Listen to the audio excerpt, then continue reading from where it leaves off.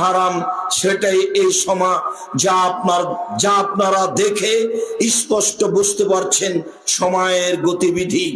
সম্মানিত দিনী ভাই বোন, জাবের রাদিয়াল্লাহু তাআলা আনহু বলেন, রাসূল সাল্লাল্লাহু আলাইহি সাল্লাম বলেছেন, লা ইয়াদখুলুল জান্নাতা লাহমুন নাবাতা মিন সুহদিন।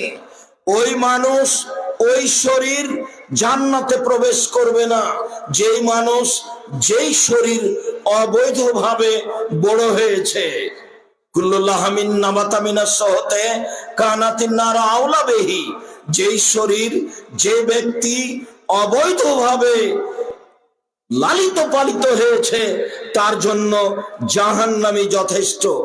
আপনি উপার্জন করে জাহান্নামে যাবেন, ছেলে মেয়েকে অবৈধ উপার্জন খাওয়িয়ে তাদেরকে জাহান্নামে পাঠালেন, তাহলে আপনি এমন কি বিবেচনার মানুষ? আব্দুল্লাহ ইবনে আমর বলেন, রাসূল সাল্লাল্লাহু আলাইহি সাল্লাম বলেছেন, আরবান মান কুনা ফিকা ফালা আলাইকা মা ফাতাকা মিনাদ দুনিয়া। মনে রেখো, পৃথিবীর মানুষ চারটা জিনিস আছে যার, সবকিছু আছে তার। মনে রেখো, পৃথিবীর মানুষ চারটে জিনিস নেই যার, কোনো কিছু নেই তার। ইহকাল নেই তার, পরকাল নেই তার। চারটে জিনিস আছে যার, ইহকাল আছে তার, পরকাল আছে তার। চারটে জিনিস নেই যার, ইহকাল নেই তার, পরকাল নেই তার। এক, হিফজ আমানাতিন, আমানতের রক্ষা। দুই, সিদক হাদিসিন, সত্য কথা। তিন, হুসনু খালিকাতিন, ভালো আচরণ। চার, ইফাতুন ফি তুআমাতিন, বৈধ রুজি।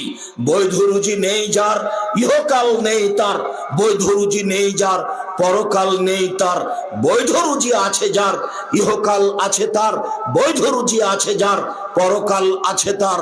সম্মানিত দিনী ভাই বোন, কথাগুলি রাসূল সাল্লাল্লাহু আলাইহি সাল্লাম বলেন, আপনাকে আমি হাদিস অনুবাদ করে অবগত করাচ্ছিলাম হালাল ও হারাম।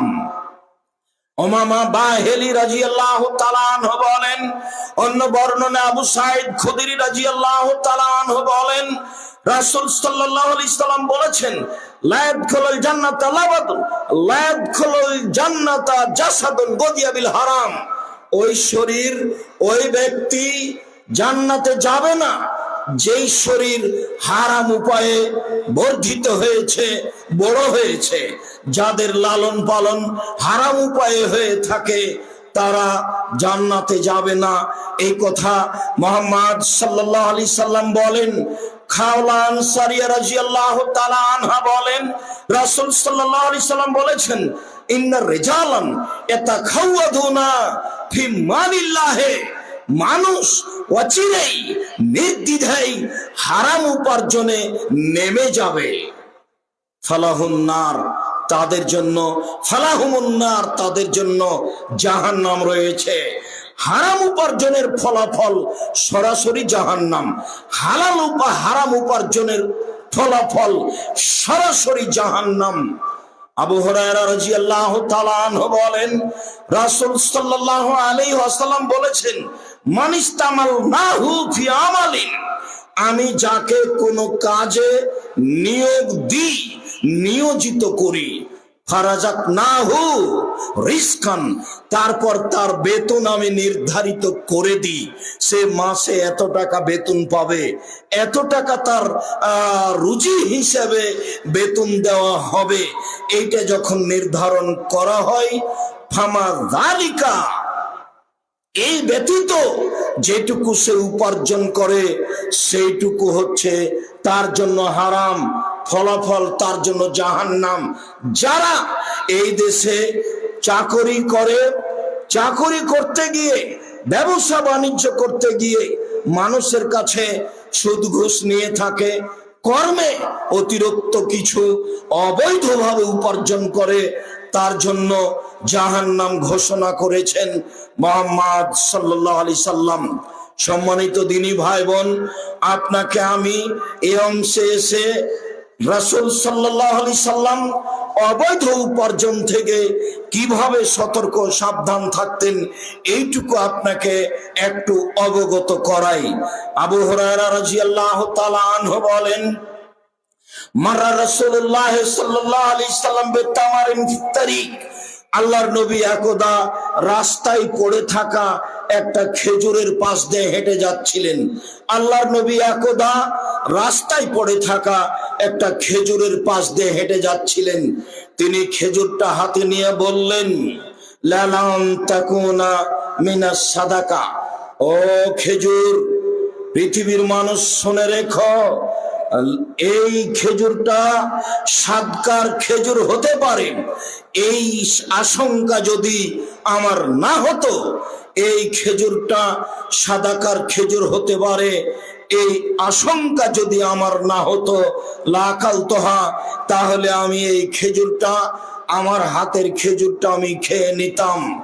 আমি আপনাকে অত্র বুখারী মুসলিমের হাদিস স্পষ্ট বুঝাতে পারলাম না, তার জন্য সাদাকা হারাম ছিল, তার বংশের জন্য সাদাকা হারাম, তার বাড়ির কাজের লোক যারা দাস দাসী তাদের জন্য সাদাকা হারাম ছিল।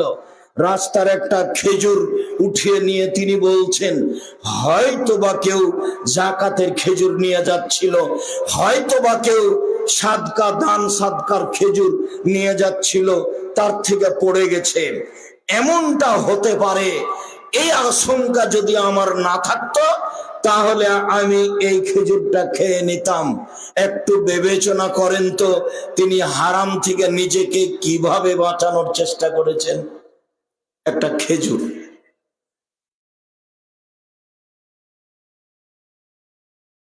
আমরাও বিপদে, প্রায় মানুষই বিপদে। নির্দ্বিধায় মানুষ মানুষের সাথে আত্মীয়তা সম্পর্ক বজায় রেখে চলেছে, হারাম হালাল বিবেচনা ছাড়াই। বিশেষ করে খাওয়ার ব্যাপারে মানুষকে খুব বেশি থেকে বেশি সতর্ক থাকা উচিত। অত্র বুখারী মুসলিমের হাদিসে 1 নম্বর যেটা প্রমাণ হয়, সেটা হলো অল্প জিনিস যদি পড়ে পাই, তাহলে তা খেয়ে নিতে পারে প্রচার ছাড়াই। অত্র বুখারী মুসলিমের হাদিসে বোঝা যায় যে আল্লাহর নবী গায়েবের খবর জানতেন না। খেজুরটা হাতে আছে, তিনি বলতে পারছেন না যে এই খেজুরটা সাদকার না সাদকার নয়। তো হাতের খেজুর যদি বলতে না পারেন যে এটা সাদকার না সাদকার নয়, তাহলে তিনি গায়েবের খবর কিভাবে জানবেন? আবু হুরায়রা রাদিয়াল্লাহু তাআলা আনহু বলেন, আখাযা হাসান ইবনে আলী তামারাতান মিন তামারি সাদাকা, একদা আলী রাদিয়াল্লাহু তাআলা আনহুর ছেলে হাসান যাকাতের একটা খেজুর নিয়ে মুখে দিয়ে দিয়েছেন। ফাজালাহা ফি ফিহি, খেজুরটা নিয়েই মুখে দিয়ে দিয়েছেন। আল্লাহর নবী তাৎক্ষণিক তার কাছে উঠে তাকে বলছেন, কিক কিক লিয়াতরাহা, মুখ থেকে বের করো, মুখ থেকে বের করো, মুখ থেকে বের করো। পরিস্থিতি, মুখের ভিতরে হাত ঢুকিয়ে খেজুরটা বের করে ফেললেন। পরিস্থিতি এমনটাই বুঝায়। তিনি বারবার বলছেন, বের করে ফেলো, বের করে ফেলো, আমার স্বার্থ তুমি জানো না? ইন্না সাদকা লা তাহিল্লু লানা ওয়া লি আলি মুহাম্মাদিন ওয়া লি আলি মুহাম্মাদিন, এই সাদাকা, সাদকার খেজুর সাদাকা আমার জন্য হালাল নয়, আমার পরিবারের জন্য হালাল নয়। বের করো, মুখ থেকে বের করো। মুহাম্মদ সাল্লাল্লাহু আলাইহি সাল্লাম হাসান রাদিয়াল্লাহু তাআলা একটা ছোট ছেলে একটা জাকাতের খেজুর মুখে দিয়েছেন, তিনি এইভাবে বের করার চেষ্টা করলেন। আমি আর আপনি নির্দ্বিধায় হারাম উপার্জন করছি, আহাল পরিবার নিয়ে খুশিতে খেয়ে যাচ্ছি। আপনার স্ত্রী একদিন ভুলেও বলে না এ উপার্জন কেমন হচ্ছে। এইভাবে যে আপনি টাকা পয়সা উপার্জন করছেন, গাড়ি বাড়ি করছেন, ব্যাংকে চাকরি করছে, আবার লোন নিয়ে বাড়ি করছে, দুইজন মিলে কত খুশি, 5 তলা বাড়ি করেছে। স্বামী স্ত্রী অনেক খুশি। যার লোন আছে তার জানাজাই হবে না। আবার এটা হারাম চাকরি, আবার সেখান থেকে লোন নিয়েছে, পুরো জীবনটা তার 16 আনায় মিছে। বাংলাদেশে এমন কোনো ব্যাংকিং ব্যবস্থা নেই যেখানে চাকরি করা জায়েজ হতে পারে। এদেশে এমন কোনো ইন্স্যুরেন্স নেই যেখানে চাকরি করা বৈধ হতে পারে। সব জায়গায় হারাম জড়িত, হারাম সম্পৃক্ত। সম্মানিত দিনী ভাই বোন, হারাম থেকে কিভাবে বেঁচে থাকতেন আল্লাহর নবী বুখারী মুসলিমের একটা বাস্তব উদাহরণ দেখালাম। আবার তিনি বলছেন যে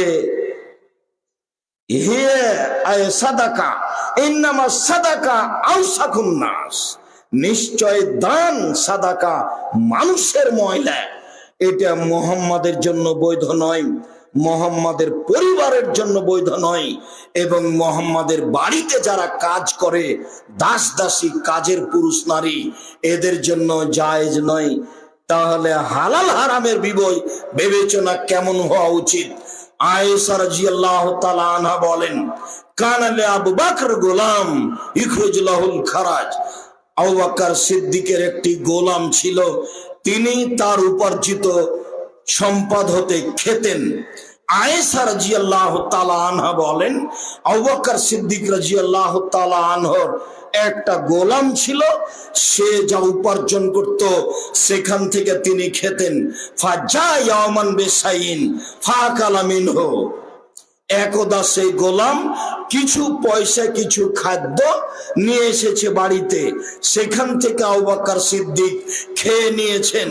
তখন গোলাম বলছে, আতাদরি মা হাজা, এটা কি আপনি কি জানেন? আপনি যে খেয়ে ফেললেন, তা আপনি কি জানেন এটা কি? আপনি যে বড় এটা খেলেন, আমার পয়সা উপার্জন ছিল, বৈধ ছিল কিনা তা আপনি কি জানেন? আমার বাড়িতে দাওয়াত খেলেন, এটা বৈধ কিনা তা আপনি কি জানেন? এই চাকরি আপনি করছেন তা বৈধ কিনা এইটাকে আপনি জানেন? এই ব্যবসা করছেন এটা বৈধ কিনা তা আপনি কি জানেন? আচ্ছা আবু বকর সিদ্দিক, আপনি আমার মালিক, আমি আপনার গোলাম, আজকে যে খাদ্য নিয়ে এসেছিলাম সেখান থেকে যে আপনি খেয়ে নিলেন, তো এইটা কি আপনি কি জানেন? তখন আবু বকর সিদ্দিক বলছেন, মা হাজা, বলো এটা কি? তখনও বলছে, ইন্নী তাকাহান্তু ফিল জাহিলিয়া লিনসানিন ওয়ালা আহসানতুল কাহানা।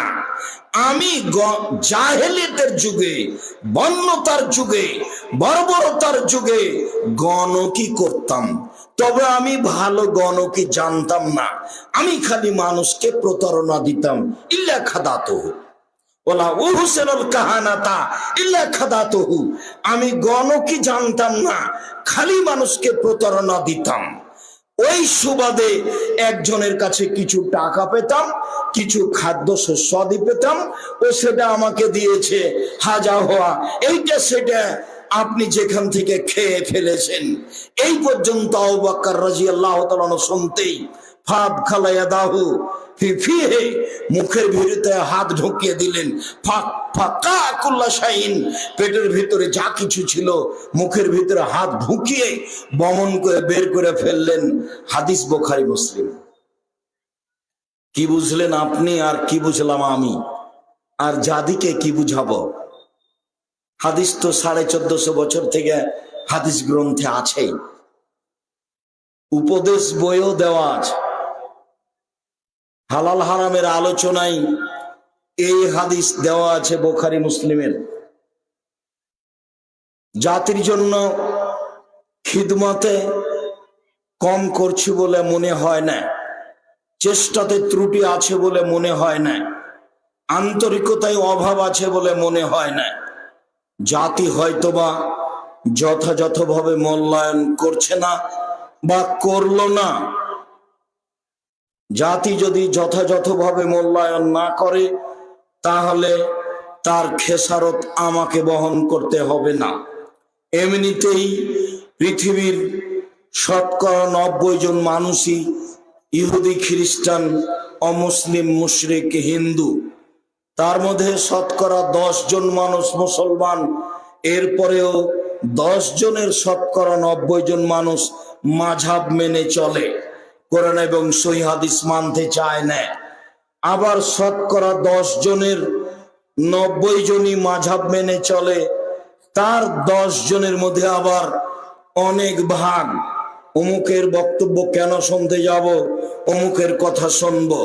সব মিলে জাতির সামনে স্পষ্ট দাঁড়াতে পারলাম বলে মনে হয় না। হাদিস কোরআন কিছু শিখেছিলাম, এরপরেও সব আহলে হাদিসের কাছে গিয়ে দাওয়াত দিতে পারলাম এমনটা মনে হয় না। পরিস্থিতি মনে হচ্ছে এক শ্রেণীর মানুষ উল্টা কিছু করতে পারলেই সফলতা অর্জন করছে বা করবে বলে মনে হচ্ছে। সব মিলে জাতির সামনে যথাযথভাবে দাঁড়াতে পারলাম বলে মনে হয় না। তবু পৃথিবীর মানুষকে বলে যাচ্ছি, অন্তত বাংলা ভাষায় কথা বলে যারা, পৃথিবীর দ্বীনি মুসলিম ভাই বোন যারা বাংলা ভাষায় কথা বলেন, তাদেরকে আমি আব্দুর রাজ্জাক বিন ইউসুফ বলে যাচ্ছি, জাতির যদি রাস্তাঘাট করে দিতে না পারি, জাতির যদি স্কুল কলেজ করে দিতে না পারি, জাতিকে চূড়ান্ত সঠিক ধর্ম দিতে পারবো ইনশাআল্লাহ। ধর্মের ব্যাপারে জাতিকে ফাঁকি দিয়ে পরকাল হারাতে রাজি নই। সাথে সাথে মনে বড় স্বাদ, এই দেশের মাটিতে উন্নত মানের প্রতিষ্ঠান গড়বই ইনশাআল্লাহ, যেখানে ছেলে মেয়ে বাংলা, ইংরেজি, আরবি উন্নত মানের শিক্ষা অর্জন করে জাতির অন্যায়ের বিরুদ্ধে লড়বে মুখে কলমে মিডিয়ায়। সেই সুবাদেই মুখে কথা বলছি, সেই সুবাদেই মিডিয়া সামনে আছে, সেই সুবাদেই কলম সাথে আছে। অনেক বই পুস্তক সময় নাই, তারপরেও বের করার চেষ্টা করা হয়েছে।